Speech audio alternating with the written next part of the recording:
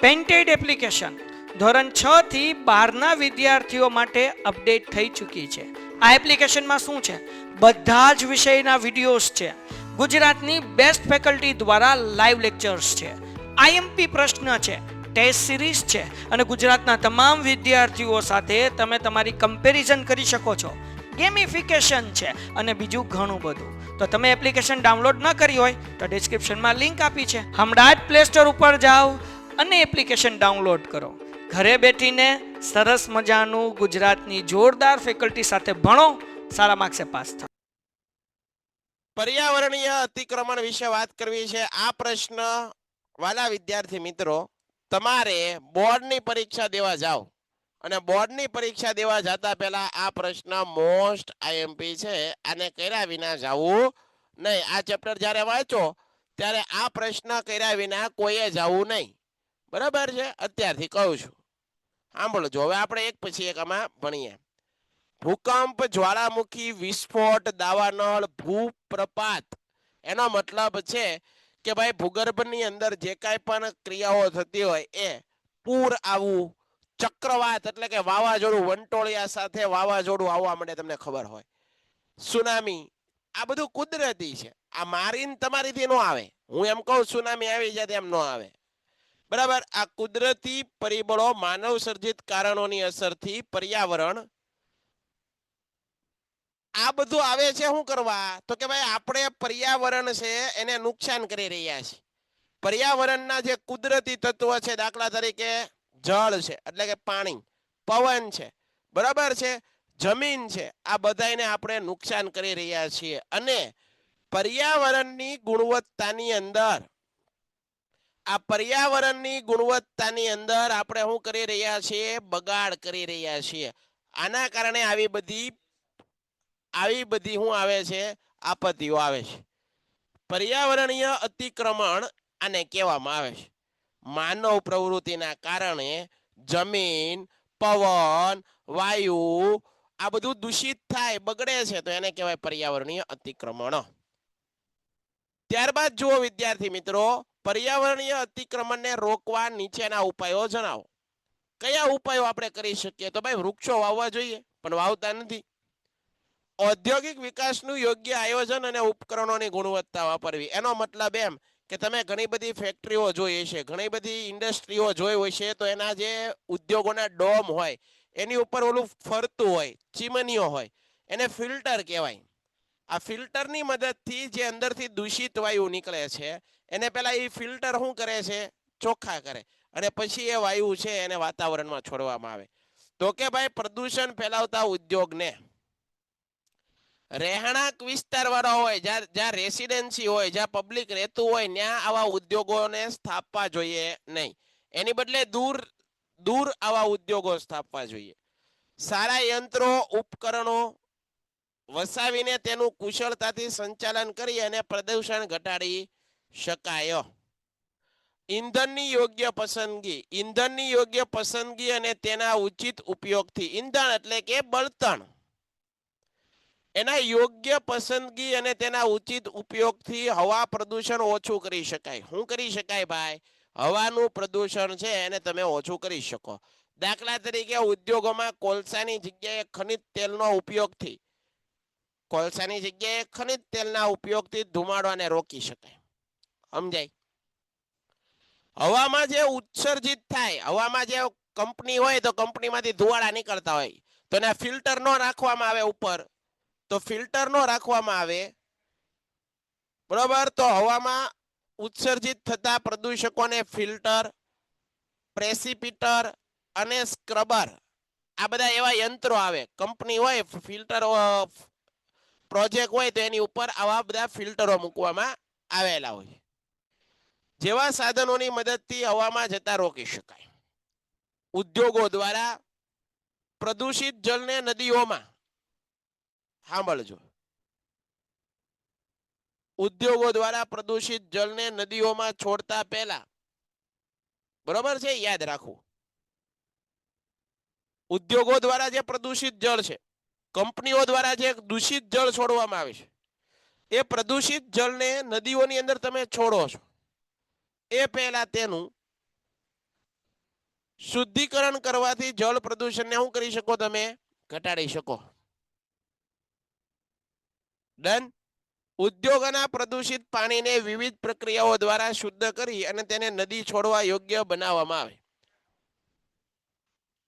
જમીન અને ભૂમિનું પ્રદૂષણ નિયંત્રિત કરવા માટે 3 પ્રવૃત્તિઓ મહત્વની છે. પ્રદૂષણને રોકવા માટે કેટલી પ્રવૃત્તિ? 3 પ્રવૃત્તિ. પહેલું છે વિભિન્ન સ્થળોએથી કચરો એકઠો કરવો. કચરો છે ને જ્યાં ત્યાં ફેંકવો નહીં. આ હવે સમજવું પડે. આજે વિશ્વના દેશોની અંદર જ્યારે આપણા ભારતીયો જાય છે તો પૂરેપૂરા ડિસિપ્લિન મારે, પણ એ જ ભારતીય જ્યારે આપણા દેશમાં આવે તો બેફામ રીતે કચરો ફેંકે છે. એવું કરવું જોઈએ ભાઈ. બરાબર. આપણે આપણા દેશ છે તો આપણા દેશને પણ આપણો ઘરની અંદર કચરો ફેંકીએ છીએ, નથી ફેંકતા? તો આ વિશ્વ આખું આપણું ઘર છે. વસુદેવ કુટુંબકમ. આખું વિશ્વ આપણું ઘર છે. આવી ભાવના વિશ્વના દેશોને આપણે શીખવાડી અને આપણે જ કચરો કરીએ છીએ. આખા જગતને એક ઘર છે. વસુદેવ કુટુંબકમ. વિશ્વ આખું એક ઘર છે એવી ભાવના આપનાર, એવો વિચાર આપનાર કોઈ દેશ હોય તો એ આપણો ભારત છે. અને એ જ ભારતની અંદર કચરો, એ જ ભારતની અંદર પર્યાવરણ પ્રદૂષિત. આ તો કેટલું યોગ્ય? આમાં આપણે હંમેશા સરકારને દોષિત ઠેરવતા હોઈએ છીએ કે સરકાર કાંઈ નથી કરી. સરકારની દેશના દરેક નાગરિકની એક જવાબદારી ફરજ છે. મારી ફરજ છે, તમારી ફરજ છે, આપણી બધાની ફરજ છે. શા માટે આપણે કચરો ફેંકવો? કચરો કચરા પેટીમાં ફેંકીએ. બરોબર છે. પર્યાવરણને દૂષિત ન કરીએ, જ્યાં ત્યાં થૂકીએ નહીં. આપણા વારસાઓના જે સ્થળો છે એની રક્ષણ કરીએ, એની જાળવણી કરીએ, એની દેખરેખ રાખીએ. આપણા જે યુવાનો છે, આપણા પછીની જે પેઢી છે, એને આપણે સમજાવીએ, એને માર્ગદર્શન આપીએ, શાંતિથી એને કહીએ કે આપણું ઘર છે, આપણો દેશ છે. આપણા દેશના મૂલ્યો બહુ મહાન હતા. આપણો દેશ છે એ વિશ્વગુરુ હતો અને એ દેશના આપણે વારસદાર છીએ. આપણી ઉપર ઘણી બધી જવાબદારીઓ છે. આપણે ત્યાં આ કામ ન કરાય એવું આવનારી પેઢીને કોઈક શીખવવું પડશે અને સાથે અમલ કરવો પડશે ને. વાતો કરવાથી નહીં, અમલ કરવો પડશે. તો એ આપણે બધાએ કરવાનું છે. બરોબર. આ ચેપ્ટર તમને આપે છે. આ ચેપ્ટરની અંદર આવા ટોપિક ભણાવવામાં આવે છે. શું કરવા ભણાવવામાં આવે? ભાઈ તમે ભાવિ નાગરિક છો. દેશનું જે ભવિષ્ય છે તમારા ખભા ઉપર છે. તમારી ઉપર કેટલી બધી જવાબદારી, અને આ જવાબદારી તમારે પૂરી કરવી પડે પૂરેપૂરી શિદ્દતથી, દાનતથી અને એક શ્રેષ્ઠ પ્રયાસ કરી અને આ દેશને ફરી પાછો વિશ્વગુરુ બનાવવો હોય તો એ આપણે બધાએ કરવું પડે. સમજાય છે? તો આ બધાએ યાદ રાખવાનું. પ્રદૂષણ ફેલાવવું ન જોઈએ, નદીઓને દૂષિત ન કરવી જોઈએ. નદીઓને આપણે લોકમાતાનું બિરુદ વિશ્વમાં કોઈએ નથી આપ્યું, આપણે આપ્યું. નદીઓની આપણે પૂજા કરીએ, નદીઓના જન્મદિવસ ઉજવીએ, નદીઓના જળને આપણે આચમન તરીકે આમ માથે લગાડીએ, આંખે લગાડીએ, પૂજા કરીએ. માનું બિરુદ આપેલું ને એ માને આજે આપણે દૂષિત કરી રહ્યા છીએ. આપણે બધાએ સમજવું પડે. પર્યાવરણને દૂષિત કર્યું. વૃક્ષોની તો પૂજા થતી આ દેશમાં. બરોબર. વૃક્ષોની તો પૂજા થતી. એક સમયે તો વનરાજીથી આખું આપણો ભારત દેશ લીલોછમ હતો. આ ક્યાં ગયા આ દિવસો? તો આપણે બધાએ જાણવું પડશે, સમજવું પડશે. એના માટે આ બધા ચેપ્ટરની અંદર આવા ટોપિક દે છે કે વિદ્યાર્થીઓની અંદર આવા મૂલ્યો વિકસે, વિદ્યાર્થીઓ આના ઉપર જાગૃત થાય. બરાબર છે? તો આપણે સમજવું પડશે દીકરાઓ. વિભિન્ન સ્થળોએ કચરો એકઠો કરવો, પુનઃચક્રીય એટલે કે ફરીવાર રિસાયકલ કરી શકાય એવું કાંઈક કરવું પડે. બાકીના કચરા અને જમીન ભરની માટે વાપરી અને તેનો નિકાલ કરવો જોઈએ. તો મારા વાલા વિદ્યાર્થી મિત્રો, અહીંયા જે તમારું આ ચેપ્ટર છે એ શાંતિપૂર્વક આપણે પૂરું કરીએ છીએ. બરાબર છે? હવે પછી આપણે નેક્સ્ટ ચેપ્ટર તમારું લેવું છે એ આપણે આગળ નકશા, તમને આખું એક જ લેક્ચરમાં હું નકશા જેટલા પણ આ 10મા ધોરણમાં પૂછાય એની વાતો આપણે કરશું. એના માટે એક અલગ નકશાનો જ લેક્ચર લાવવાનો છું. પણ આજે આપણે આગળ વધીએ ને કંઈક બીજું ચેપ્ટર શરૂ કરીએ. આ ચેપ્ટર અહીંયા પૂરું કરીએ છીએ. 13મું ચેપ્ટર તમને PDF મળી જાય ટૂંક સમયની અંદર. બરાબર. કોઈ PDF બાબતે મને મેસેજ કરતા નહીં કે કોઈ અહીંયા બોલતા પણ નહીં. તમને PDF મોકલી દઈશ. તમારા માટે જ છે.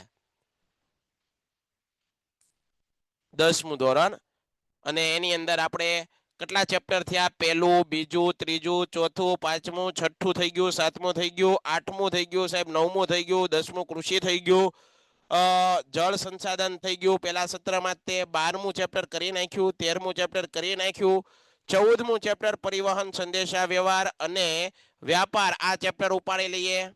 હાલો ફટાફટ. પરિવહન, સંદેશા વ્યવહાર અને વ્યાપાર આ આપણે પાઠ્ય પુસ્તકમાંથી ભણવાની કોશિશ કરીએ. ચાલો, જેથી કરીને તમને એમ લાગે કે આપણે બરાબર છે.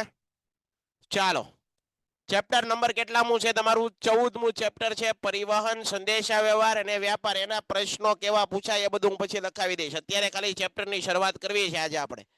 ડન છે? તો અહીંયા ધ્યાન આપો બધા. એક સ્થળેથી બીજા સ્થળે માનવી હોય કે કોઈ માલ સામાન હોય, સાંભળજો, એક સ્થળેથી બીજા સ્થળે માનવી કે કોઈ માલ સામાનની હેરફેર કરવી હોય તમારે. આ હેરફેર કરવા માટે શું જોઈએ? પરિવહન એ મહત્વનું છે. બરાબર છે? એક જગ્યાએથી બીજી જગ્યાએ જવા માટે માણસને જવું હોય, કોઈ વાહનને જવું હોય, તો એના માટે આપણે પરિવહનના સાધનોનો ઉપયોગ કરીએ છીએ. પહેલાના સમયમાં તો કઈ આવું હતું નહીં. બરાબર? બળદગાડા ને એવું બધું હતું. બરાબર છે? ઘોડાગાડી, બળદગાડા આનો ઉપયોગ થતો. આના કારણે એક જગ્યાએ બીજી જગ્યાએ પહોંચવું હોય તો વાર બહુ લાગતી, સમય બહુ લાગતો. સંદેશાઓ છે પહોંચવામાં કેટલા દિવસો, કેટલા મહિનાઓ થઈ જાય. સામાન્ય રીતે સાંભળજો, એક સ્થળેથી બીજા સ્થળે જવાની ક્રિયાને પરિવહન કહેવાય. એક જગ્યાએથી બીજી જગ્યાએ જવું એને પરિવહન કહેવાય. દેશ કે પ્રદેશના આર્થિક અને સાંસ્કૃતિક વિકાસમાં પરિવહનનો ફાળો છે. જેમ ઉદ્યોગોનો ફાળો જોયો, જેમ ખનિજોનો ફાળો જોયો મારા વિદ્યાર્થી મિત્રો, એવી જ રીતે સમજાય છે? જેવી રીતે ઉદ્યોગોનો આર્થિક વિકાસમાં બહુ ફાળો છે, જેવી રીતે ખનિજોનો આર્થિક વિકાસમાં બહુ ફાળો છે, જેવી રીતે કૃષિનો આર્થિક વિકાસના બહુ ફાળો છે. આવું બધું જોઈએ આપણે. કૃષિ ચેપ્ટર જોઈ લીધું, ઉત્પાદન ઉદ્યોગ જોઈ લીધું, બરાબર છે, ખનિજ ઉદ્યોગ જોઈ લીધું, આ બધું જોઈ લીધું. એવી રીતે પરિવહન છે ને એ પણ દેશનો અર્થવ્યવસ્થા, આર્થિક વિકાસ છે એમાં એક બહુ મોટો યોગદાન છે. આપણા દેશની અંદર પરિવહન પણ દરેક દેશનું એક આર્થિક વિકાસનું યોગદાન છે. સમજાય છે? પરિવહનથી વસ્તુઓની કે માનવીની આવન જાવન પ્રવૃત્તિ, એટલે કે આવવા જવાની પ્રવૃત્તિઓ સંભવી શકે. પરિવહનથી દૂરના પ્રદેશોને એકબીજાથી સાંકળી શકાય છે. રાષ્ટ્રીય એકતા તથા ઔદ્યોગિકરણ અને શહેરીકરણ જેવી પ્રક્રિયાથી પરિવહન શક્ય બન્યું. પરિવહન શું બન્યું? શક્ય બન્યું. આજની તુલનામાં પહેલા સમયમાં લોકો વચ્ચે સંપર્ક બહુ ઓછો રહેતો. ભાઈ, લોકો વચ્ચે છે ને એક જગ્યાએથી બીજી જગ્યાએ જોવા આવા કોઈ પરિવહનના સાધનો નહોતા, એવા કોઈ રોડ રસ્તાઓ નહોતા. એટલે એક જગ્યાએથી બીજી જગ્યાએ જવું હોય તો બહુ વાર લાગે, બહુ સમય બગડતો. એની બદલે આ ટેકનોલોજી વધી, રોડ રસ્તાઓ કેવા થયા. બરોબર છે? દુનિયાના કોઈ પણ ખૂણે તમે થોડા સમયની અંદર પહોંચી જાઓ એવી ટેકનોલોજી આવી ગઈ. તો આ વાત તમારે સમજવાની છે. આજની તુલનામાં પહેલા સમયમાં લોકો વચ્ચેનો સંપર્ક બહુ ઓછો હતો. આજે તો સંદેશાની આપલે માટે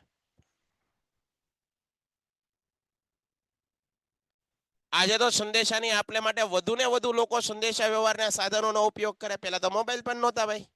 આજે તો તમારે કોઈકને સંદેશો આપવો હોય તો તરત મેસેજ કરી શકો, વિડીયો કોલ કરી શકો, કોલ કરી શકો. કોઈ પણ ખૂણે દુનિયાના એને મેસેજ તમે જણાવી શકો. આવું એ સમયે નહોતું. બરાબર? વ્યાપક થવા લાગ્યો છે, સંસાધનોનો ઉપયોગ થવા, ટેલિફોન છે, મોબાઈલ ફોન આવી ગયા, ઇન્ટરનેટ સેવા ઝડપી બની ગઈ, સંદેશા વ્યવહારમાં વ્યાપક થવા લાગ્યો. ભારતે અવકાશી સંશોધન ક્ષેત્રે ઉપગ્રહો મૂક્યા, તરતા મૂક્યા. આનાથી દૂરસંચાર સેવામાં ઘણો સુધારો થયો. એટલે કે બીજી જગ્યાએ આપણી માહિતી પહોંચાડવી અથવા બીજાની માહિતી આપણા સુધી પહોંચે એ સમયગાળો છે ને એ ઓછો થઈ ગયો. પેલા વાર લાગતી, હવે વાર લાગતી નથી. Very good. વ્યાપાર પ્રવૃત્તિ ત્રીજા પ્રકારની આર્થિક પ્રવૃત્તિ છે. વ્યાપાર ઉત્પાદનની પ્રવૃત્તિને પણ વેગ આપે. કોઈ પણ રાષ્ટ્ર સંપૂર્ણપણે સ્વાવલંબી ન હોઈ શકે. ભાઈ, સ્વાવલંબી ન હોઈ શકે એટલે હું, દાખલા તરીકે ભાઈ આપણે આપણી સોસાયટીમાં રહેતા હોય, એકલા આપણી એકથી નો ચાલે, કોઈકને કોઈકની જરૂર પડે. એવી રીતે આમાં એમ કહેવા માંગે છે કે કોઈ પણ દેશ, કોઈ પણ રાષ્ટ્ર એકલું ન રહી શકે. કોઈક રાષ્ટ્રની મદદ લેવી પડે, ક્યારેક જરૂર પડે તો બીજા દેશોની પણ મદદ લેવી પડે. આને કહેવાય કોઈ પણ રાષ્ટ્ર સ્વાવલંબી હોઈ શકે નહીં.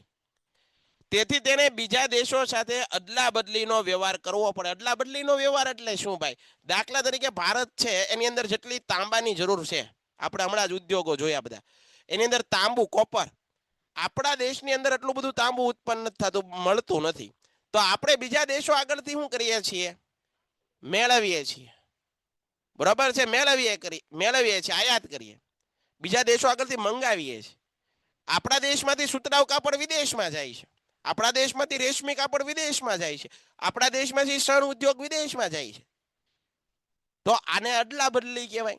બે દેશો, બે રાષ્ટ્ર વચ્ચે આવો વેપાર થતો જ હોય છે ભાઈ.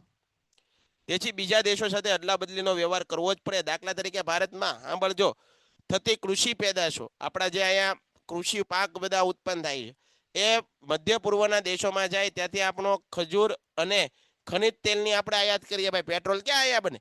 પેટ્રોલ તો બહારથી આપણે મંગાવવું પડે છે. આપણા દેશની અંદર એટલા બધા વાહનો છે, નકર હાલે જ નહીં. સમજણ પડે છે? તો આ બધું સમજવું પડે ભાઈ. બરાબર, આગળ વધીએ.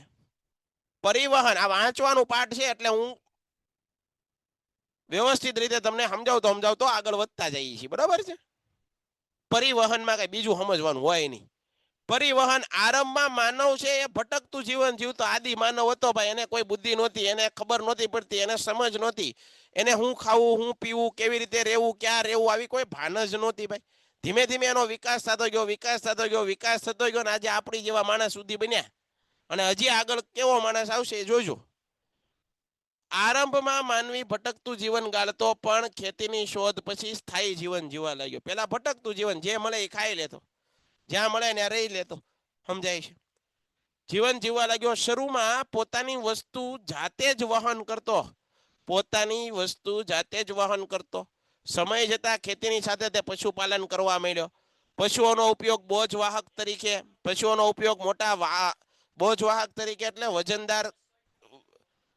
વજનદાર વસ્તુઓને એક જગ્યાએથી બીજી જગ્યાએ લેવા માટે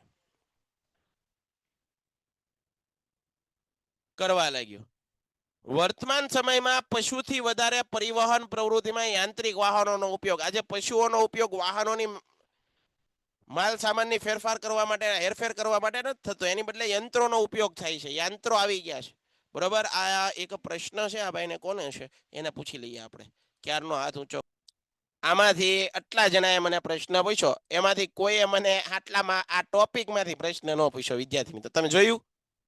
આ આપણી ઓલી કહેવાય. તમને દીકરાઓ હું એમ કહું છું, તમે જે ટોપિક ભણો છો એ ટોપિકના તમે પ્રશ્ન હોય ને તે પૂછો તમે મને. તમે કોઈ એ પ્રશ્ન મને પૂછતા જ નથી કે મને આ શબ્દ ન સમજાતો એ સમજાવો. તમે પ્રશ્ન શું પૂછો છો કે ભાઈ એસાઇનમેન્ટ, પણ એસાઇનમેન્ટ આપણે ક્યારે કરી શકીએ? કોઈ પણ પેપર સોલ્યુશન ક્યારે કરી શકીએ? જ્યારે તમારો સિલેબસ પૂરો થઈ ગયો હોય, જ્યારે તમે હાવ ફ્રી થઈને બેઠા હો. હજી આપણો સિલેબસ બાકી છે બેટા. તે સિલેબસ પહેલા કવર કરવો પડે. ઘણા વિદ્યાર્થીઓ મને એવું કહેતા કે તમે ક્યારેક ટેક્સ્ટ બુકમાંથી બનાવતા જાવ. તો આજે મેં ટેક્સ્ટ બુક લીધું હતું કે હવે પીડીએફમાંથી બનાવો. દરેકની માંગણી ખાલી એક વિવેકસર નો પૂરી કરી શકે. સમજણ પડે તમને? બધે હરખું જ હોય. ભણવા વાળો વિદ્યાર્થી દરેક જગ્યાએ ભણી લે. બરાબર, મહેનત તમારે કરવાની. બધે કઈ એમાં ફેરફાર ન થઈ જાય. પીડીએફમાં આમાં કઈ એટલો બધો લાખ ગડાનો ફેર છે નહીં. તમે જે સમજો એ. બરાબર, હાલો. વર્તમાન સમયમાં પશુથી વધારે પરિવહનમાં યંત્રોનો ઉપયોગ થવા માંડ્યો, એવું આપણે વાત કરેલી. પરિવહન પદ્ધતિનું સ્થાન, આબોહવા, ભૂપૃષ્ઠ, માનવ વસ્તીનું પ્રમાણ વગેરે જેવી બાબતો તેને પ્રભાવિત કરે છે. આ ઉપરાંત તકનીકી વિકાસ, આર્થિક વિકાસ, બજાર અને મૂડી રોકાણ, રાજકીય નિર્ણયો જેવા સાંસ્કૃતિક પરિબળો પણ પરિવહન પર અસર કરતા છે. કામનું નથી. મેદાની પ્રદેશમાં સડક તથા રેલ માર્ગથી પરિવહન થાય. મેદાન વિસ્તાર હોય, આમ સીધો સપાટ વિસ્તાર હોય તો ના રસ્તાઓ પણ હોય, ના ટ્રેન પણ હોય. બરોબર, એનાથી ના શું થાય? તમારું પરિવહન થઈ શકે. પણ પર્વતીય વિસ્તારની અંદર જે જગ્યાએ પર્વતો છે ત્યાં રસ્તા બનાવવા અઘરા પડે. બરાબર, દુર્ગમ સ્થળોએ યાક, એટલે કે યાક એ એક પ્રકારનું છે પર્વત વિસ્તારની અંદર માણસોની એકબીજાએ બીજી જગ્યાએ જવા માટે. બરોબર, એ ગધેડા જેવું એક પ્રાણી આવે કે જે મજૂરો છે, માણસ છે, પછી વજનદાર કોઈ પણ સાધન તમારે પર્વત ઉપર લઈ જવું હોય તો આ યાકની સવારી કરવી પડે, ઘોડાની જેમ. માનવીને બોજવાહક તરીકે ઉપયોગ થાય છે. એવરેસ્ટ આરોહણ સમયે ભોટિયા લોકો સારા પર્વતારોહકો, પરીક્ષામાં અહીંથી પ્રશ્ન પૂછાય છે ભાઈ. એવરેસ્ટ આરોહકોને શું ક્યાં નામે ઓળખાય? એવરેસ્ટ એટલે કે ડુંગરો ચડનાર, બરોબર. એવરેસ્ટ પર્વત ઉપર ચડનાર જે લોકો છે, ભોટિયા લોકોને સારા પર્વતારોહકો, એટલે પર્વતો ચડવામાં આ લોકો કારીગર છે. આ લોકો છે રમતા રમતા પર્વતો ચડી જાય, આપણે હાંફી જઈએ ભાઈ, મેળ જ ન આવે, બરાબર છે. આપણેથી પૂરું જ ન થાય, ચડાય જ નહીં. તે સામાન ઉચકવાનું પણ કામ કરે, બરોબર. સામાનને એક જગ્યાએથી બીજી જગ્યાએ પર્વત ઉપર લઈ જાઓ તો એ થઈ જાય પ્રેક્ટિસ ભાઈ, હો, પ્રેક્ટિસ થી થાય.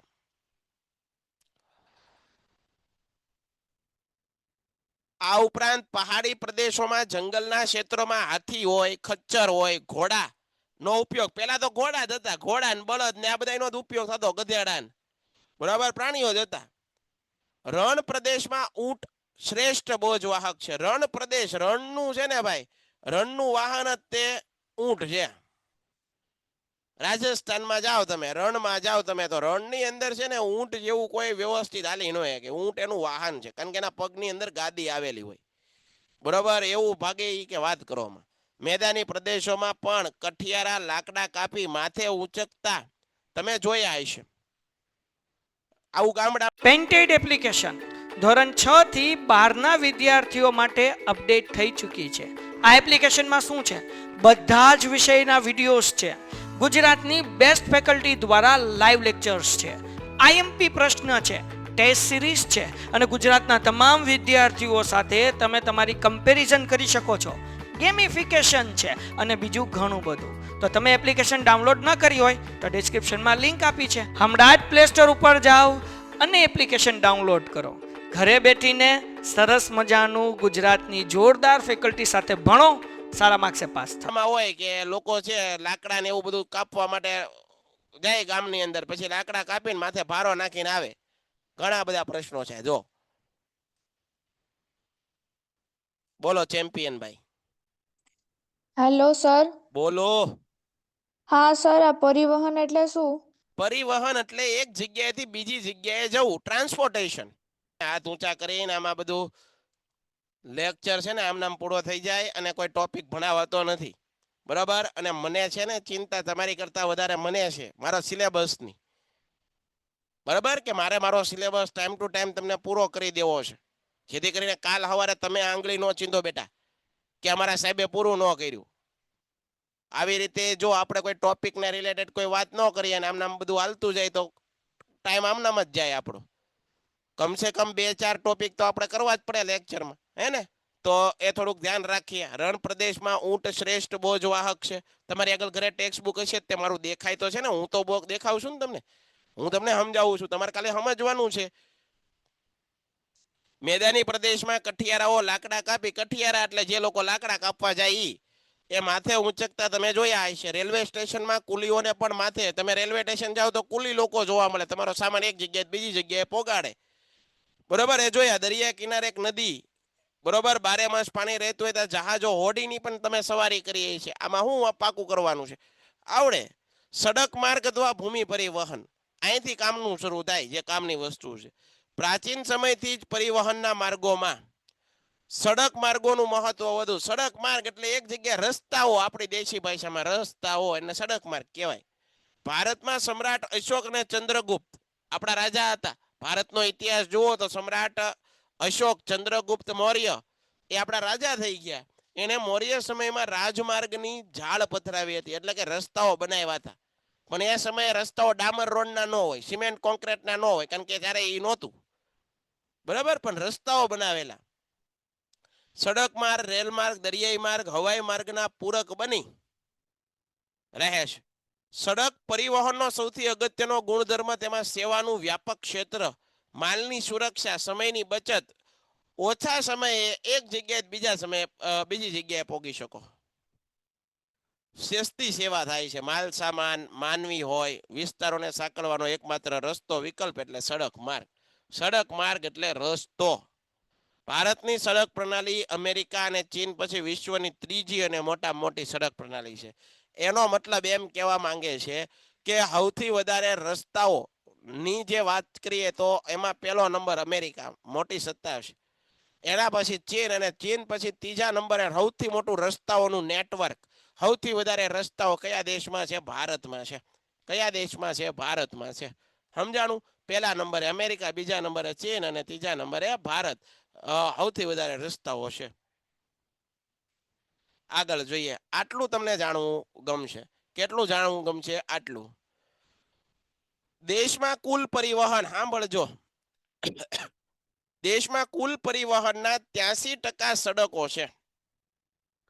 83% ભાગની અંદર સડક છે, એટલે કે રસ્તાઓ છે. 9% ભાગ, 9% રેલવે ભાગ રોકે છે. જો અહીંયા દેખ્યું, 9% રેલવે રોકે છે, અને 6% હવાઈ માર્ગ, અને 2% છે એ જળમાર્ગ. આપણે યાદ રાખજો. ભારતીય સડક માર્ગનું વર્ગીકરણ. ભારતીય સડક માર્ગ, આપણા ભારતની અંદર કેટલા પ્રકારના સડક માર્ગ છે એના વિશે વાત કરવાની છે. બરોબર ધ્યાન આપજો. ભારતની અંદર સડક માર્ગનું વર્ગીકરણ. જો ભાઈ, ઉદ્યોગોનું વર્ગીકરણ જોયું. આજે જ મેં હમણાં લાઈવ 6 થી 6:30 નો લેક્ચર લીધેલો. એની અંદર મેં ખનિજોનું વર્ગીકરણ ભણાવ્યું. જંગલોનું વર્ગીકરણ આવે તમારા 10મામાં. એમાંય પાછા 2 પ્રકાર પડે, વહીવટના આધારે અને માલિકીના આધારે. તો આ વર્ગીકરણ વાળા પ્રશ્ન, આમાં જો પાછો એક પ્રશ્ન આવ્યો, સડકોનું વર્ગીકરણ. સડક એટલે રસ્તા, રસ્તાઓનું વર્ગીકરણ કઈ રીતે કરવામાં આવે? તો ભારતીય અંદર સડક માર્ગનું વર્ગીકરણ કેટલી રીતે? તો ભાઈ, રાષ્ટ્રીય ધોરીમાર્ગ, નેશનલ હાઈવે, રાજ્ય ધોરીમાર્ગ, જિલ્લા માર્ગ, જે રાષ્ટ્ર આખા દેશની અંદર હોય એને રાષ્ટ્રીય ધોરીમાર્ગ, રાજ્યમાંથી પસાર થતો હોય રાજ્ય ધોરીમાર્ગ, જિલ્લામાંથી પસાર થતો હોય જિલ્લા માર્ગ, ગ્રામીણ ગામડામાંથી પસાર ગ્રામીણ સડક માર્ગ, અને સરહદી માર્ગ, બોર્ડર ઉપર જે રસ્તાઓ હોય એને કહેવાય સરહદી માર્ગ. તો આવી રીતે રસ્તાઓનું, સડક માર્ગનું વર્ગીકરણ 5 રીતે થયું. સડક માર્ગનું વર્ગીકરણ કેટલી રીતે? 5 રીતે. આપણા દેશના આર્થિક વિકાસમાં કુલ પરિવહનની અંદર સૌથી વધારે કેમાં પરિવહન? 83% રસ્તાઓ મારફતે બધા ટ્રાવેલિંગ કરે. 9% રેલવેથી, 6% હવાઈ માર્ગ, અને 2% જહાજો. બરાબર? તો અહીંયા ધ્યાન આપી દેવું તમારે. આગળ વધીએ. રાષ્ટ્રીય ધોરીમાર્ગ એટલે કે નેશનલ હાઈવે, જેને તમે ઘણી વખત જોયું હોય છે કે રસ્તા ઉપર કંઈક મુસાફરી કરતા હો, એક જગ્યાએથી બીજી જગ્યાએ જતા હો, વેકેશનના સમયગાળામાં ફરવા માટે જતા હો, તો રસ્તા ઉપર આવા માઇલ્ડ સ્ટોન જોયા હોય છે, અને આવું પીળા અક્ષરે નેશનલ હાઈવે લખ્યું હોય, તો આ રાષ્ટ્રીય ધોરીમાર્ગ થયો. લીલો કલર હોય, લીલો કલર હોય, અને આવું લખ્યું હોય SH એટલે કે સ્ટેટ હાઈવે. સ્ટેટ, સ્ટેટ એટલે કે રાજ્ય, અને હાઈવે એટલે રસ્તો. સ્ટેટ હાઈવે પાલિતાણામાંથી પસાર થાય છે, ગુજરાત રાજ્યમાં. બરોબર? ત્યારબાદ કાળું એટલે કે આ ગ્રામ્ય સડક માર્ગ અને સરહદી માર્ગ. બરોબર? આવી રીતે ભાગ પડે. બરોબર જોયો.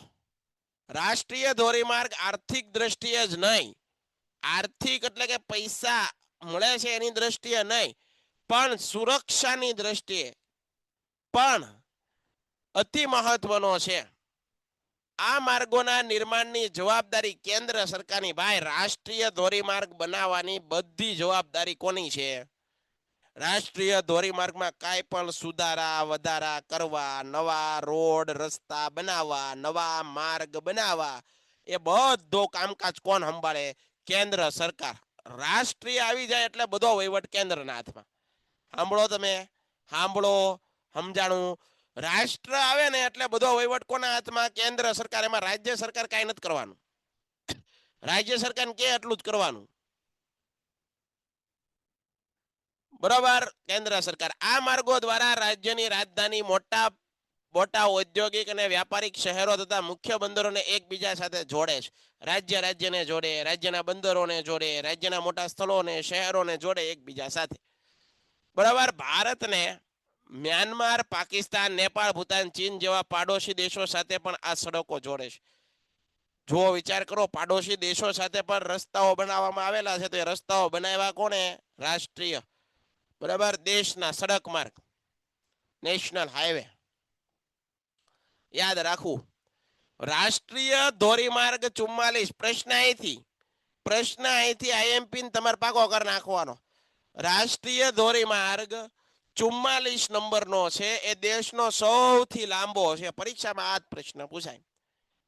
જે પ્રશ્ન પૂછાય ને એના ઉપર ધ્યાન દો. લખી નાખો તમે કે ભાઈ દેશનો સૌથી લાંબો રાષ્ટ્રીય ધોરીમાર્ગ કયો હતો? National highway 44. સૌથી લાંબો. કેવો? સૌથી લાંબો. ક્યાંથી ક્યાં? શ્રીનગર થી લઈ અને કન્યાકુમારી સુધી. ક્યાંથી ક્યાં? શ્રીનગર થી લઈ કન્યાકુમારી સુધી લાંબો છે. ઉત્તર થી લઈને દક્ષિણ સુધી લાંબો. એને સ્વર્ણિમ ચતુર્ભુજ યોજના પણ કહેવાય. કારણ કે 4 શહેરો, જે મોટા મોટા શહેરો, એમાંથી પસાર થાય. કયા 4? દિલ્હી, મુંબઈ, દિલ્હી પછી મુંબઈ, પછી ચેન્નઈ અને કોલકાતા. આ મોટા વિશ્વના, આપણા ભારતના મોટા શહેરો. આ 4 શહેરોમાંથી પસાર થાય.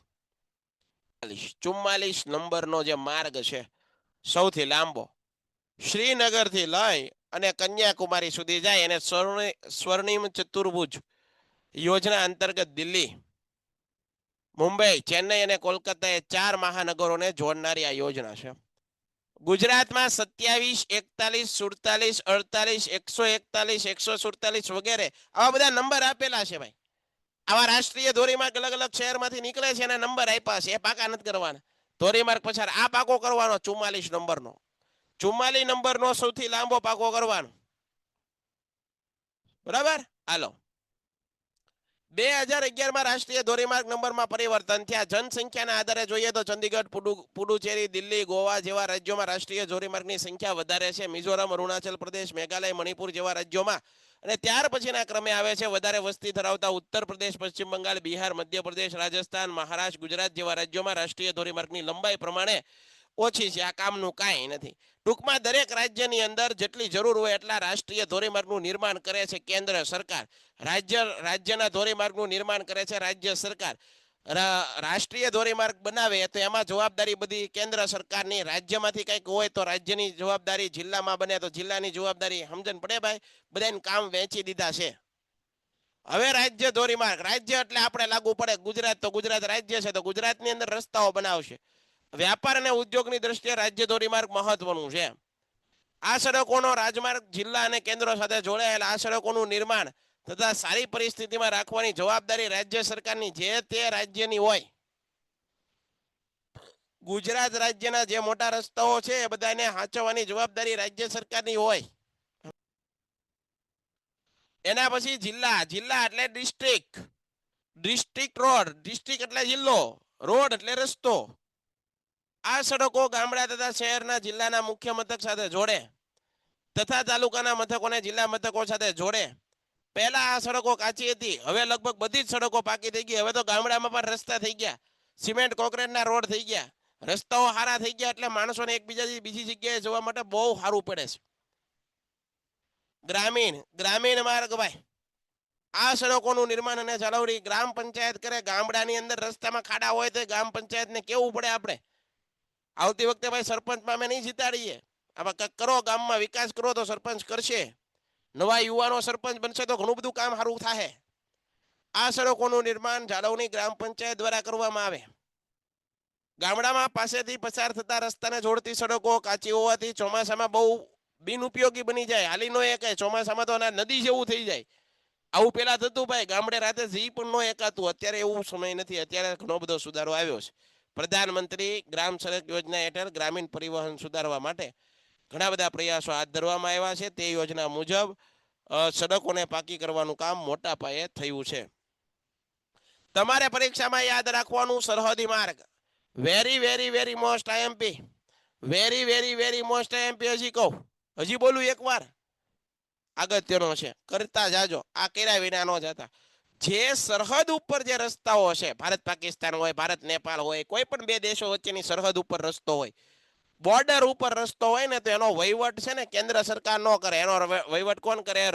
Border road organisation. આનું પૂરું નામ પૂછાય, બોર્ડર BRO. BRO નું પૂરું નામ શું છે? Border road organisation. એની સ્થાપના 1960માં કરવામાં આવી. દેશના સંરક્ષણ માટેના હેતુથી સરહદી વિસ્તારમાં સરહદ ઉપર રસ્તાઓ બનાવવાનું કામ સંસ્થા કરે. ખાલી સરહદ ઉપર યાદ રાખજો, બાકી બધે ભારત સરકાર. દુર્ગમ ક્ષેત્રોમાં સડકોનું નિર્માણ અને નિભાવ, બરફ હટાવવા જેવા કાર્ય પણ તે કરે છે. હવે જુઓ, એક્સપ્રેસ હાઈવે ને દ્રુત ગતિ માર્ગ. જો ભાઈ 3 પ્રશ્નો આજના લેક્ચરમાંથી તમે પાકા કરીને જાઓ. સૌથી લાંબો નેશનલ હાઈવે અથવા રાષ્ટ્રીય ધોરીમાર્ગ 44 શ્રીનગર થી કન્યાકુમારી 4 રાજ્યોમાંથી 4 મોટા શહેરોમાંથી પસાર થાય, સ્વર્ણિમ ચતુર્ભુજ યોજના અંતર્ગત આવે. એના પછી બીજો પ્રશ્ન એ છે કે સરહદ વિસ્તારની અંદર જે છે રસ્તાઓનું નિર્માણ કરે છે BRO 1960 સ્થાપના, બોર્ડર રોડ ઓર્ગેનાઇઝેશન. આ પ્રશ્ન પાકો કરો. એના પછીનો ત્રીજો પ્રશ્ન એક યાદ કરજો, એક્સપ્રેસ વે ને કયા નામે ઓળખવામાં આવે છે? દ્રુત ગતિ માર્ગ. આ પરીક્ષામાં વારે પૂછાય, આ કેટલી વાર પૂછાય, અને કીધું હોય આપણે કેટલી વખત પૂછાય તોય હાર આવ કરતા નથી. ઘણા વિદ્યાર્થીઓ કરતા જ નથી, અમે કહીએ ને તોય નથી કરતા. તમને 3 પ્રશ્નો પાકા કરો. તમે પેલા કામની વસ્તુ કવી કરવા માંડવાની. સૌથી લાંબો નેશનલ હાઈવે એ કરી નાખવાનો, બોર્ડ રોડ ઓર્ગેનાઇઝેશન એ પાકું જ કરી નાખવાનું. એ પ્રશ્ન પાકો જ કરી નાખવાનો તમારે, ગમે એમ વાંચીને તૂટીને પાકો કરવાનો. એના પછી આ એક્સપ્રેસ હાઈવે બીજા ક્યાં નામે ઓળખાય? ગુજરાતીમાં ક્યાં નામે ઓળખાય? આ જ પૂછાય, દ્રુત ગતિ માર્ગ. 4 થી 6 લેન વાળા રસ્તાઓ પર વિના અવરોધે વાહનો ચલાવી શકાય. આ રસ્તાઓમાં રેલવે ક્રોસિંગ, ક્રોસ રોડ આવે છે. તમે જ્યારે લાયસન્સ કઢાવવાની ઉંમર થાય તમારી, બરોબર, અને લાયસન્સ કઢાવવા જાવ તો તમને ચોપડી આપશે બધું વાંચવાની. એ તમારે વાંચવાનું, પરીક્ષા દેવાની, પછી પાસ થાવ તો તમને લાયસન્સ મળે, પછી પ્રેક્ટિસ આવે. ઓવરબ્રિજ બનાવવામાં આવેલા ગુજરાતમાં અમદાવાદથી વડોદરા એક્સપ્રેસ હાઈવે ને આનું ઉદાહરણ છે. આ રસ્તાનો ઉપયોગ કરવા બદલ ઠરાવેલા ટોલ ટેક્સ ભરવો પડે. ટોલ નાકા હોય ભાઈ. દેશના મુખ્ય અમારા ભાવનગરથી વેરાવળ સુધીનો બન્યો છે તો એમાં પણ ટોલ નાકું છે. મુખ્ય બંદરોને જોડતા રસ્તા પણ બનાવવામાં આવ્યા છે. તો આ રીતે તમને આવડવું જોઈએ ભાઈ, બરાબર છે? આ રીતે તમને આવડવું જોઈએ. આગળ વધીએ. ટ્રાફિક સમસ્યા, બરાબર, ટ્રાફિક સમસ્યા પણ એ આપણે પછી કરશું. તો આજ પૂરતું સરસ મજાનું કાર્યક્રમ આપણે અહીંયા પૂરો કર્યો, બરાબર છે? હવે કાલે તમે કહેશો તો આપણે PDF માં ભણશું, બરાબર છે? તમને આમાં બ્રાઇટનેસની તકલીફ પડે છે. એક ભાઈનો તો અમે લેક્ચર શરૂ કર્યો ત્યારથી હાથ ઊંચો છે, હું સમજુ છું. હવે તમે કહો ને તો આપણે ફરીવાર એને ઓલી PDF માં તમને સમજાવીશ, બરાબર છે? હવેથી આપણે ટેક્સ્ટ બુક શરૂ કરવી નથી. ડન છે? પ્રશ્ન પહેલા એકવાર સાંભળી લઈએ તમારા, તો હાથ ઊંચા નીચા થવા માંડ્યા. જુઓ, જેવું મેં કીધું પ્રશ્ન પૂછું તો હાથ નીચા કરવા માંડ્યા. પેન્ટેડ એપ્લિકેશન ધોરણ 6 થી 12ના વિદ્યાર્થીઓ માટે અપડેટ થઈ ચૂકી છે. આ એપ્લિકેશનમાં શું છે? બધા જ વિષયના વિડીયોઝ છે. ગુજરાતની બેસ્ટ ફેકલ્ટી દ્વારા લાઈવ લેક્ચર્સ છે.